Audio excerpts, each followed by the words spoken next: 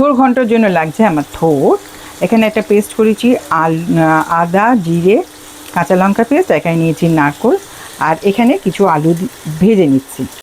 থোড়টা আলুর সঙ্গে মিশিয়ে দিচ্ছি সেদ্ধ করার জন্য।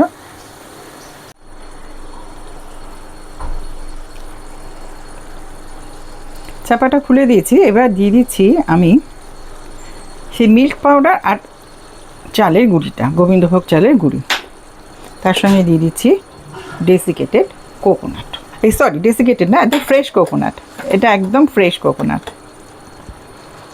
ডেসিকেটেড ইউজ করি তো, তাই বলে ফেলেছি। দিয়ে এবারে খুব ভালো করে নাড়াচাড়া করে একটুখানি চাপা দিয়ে দেবো।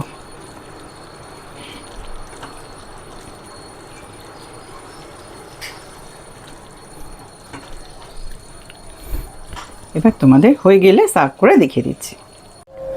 থোড়ের সবজি আমার রেডি হয়ে গেছে, আমি সার্ভ করে তোমাদের দেখিয়ে দিলাম।